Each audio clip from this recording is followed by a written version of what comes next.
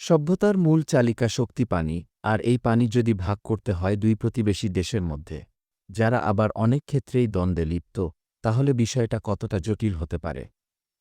আজ আমরা জানব সিন্ধু নদী ব্যবস্থা এবং সিন্ধু পানি চুক্তি সম্পর্কে, যা বিশ্বের অন্যতম সফল পানি চুক্তি হিসেবে পরিচিত। সিন্ধু নদী ব্যবস্থা দক্ষিণ এশিয়ার একটি বিশাল নদী নেটওয়ার্ক।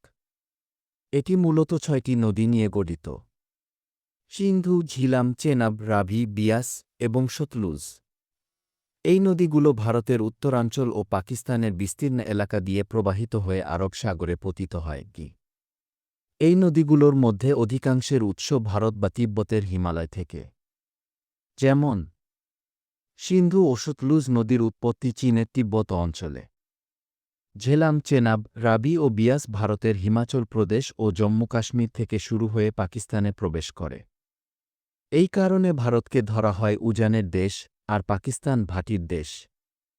ভারত ও পাকিস্তান যখন ১৯৪৭ সালে বিভক্ত হয়, তখন এই নদীগুলোর নিয়ন্ত্রণ নিয়ে বড় সমস্যা দেখা দেয়। এমন উত্তেজনাপূর্ণ পরিস্থিতিতে বিশ্ব ব্যাংকের মধ্যস্থতায় ১৯৬০ সালে ভারতের প্রধানমন্ত্রী জওহরলাল নেহরু ও পাকিস্তানের প্রেসিডেন্ট আইয়ুব খান স্বাক্ষর করেন সিন্ধু পানি চুক্তি। চুক্তি অনুযায়ী ৬টি নদী দুই দেশের মধ্যে ভাগ করে দেওয়া হয়। পূর্বাঞ্চলীয় নদী রাভি, বিয়াস, সতলুজ এগুলোর পানি ভারত ব্যবহার করতে পারবে। পশ্চিমাঞ্চলীয় নদী সিন্ধু, ঝেলাম, চেনাব এগুলোর প্রধান ব্যবহারকারী হবে পাকিস্তান। তবে ভারত সীমিত পরিমাণে কৃষিকাজ ও জলবিদ্যুৎ উৎপাদনের জন্য পানি ব্যবহার করতে পারবে। চুক্তিটি বেশিরভাগ সময় কার্যকর থাকলেও ভারত ও পাকিস্তানের মধ্যে মাঝে মাঝে বাঁধ নির্মাণ ও প্রকল্প নিয়ে বিরোধ দেখা দেয়। বিশেষ করে বাগলিয়ার বাঁধ ও কিষানগঙ্গা প্রকল্প নিয়ে পাকিস্তান আপত্তি তোলে।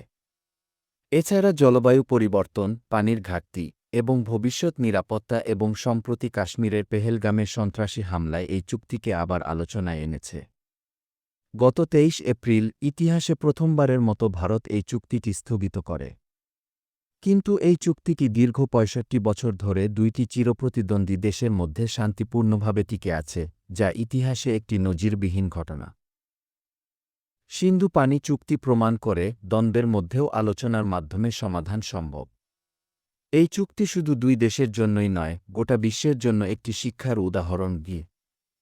ভিডিওটি ভালো লাগলে অবশ্যই লাইক, কমেন্ট আর সাবস্ক্রাইব করতে ভুলবেন না।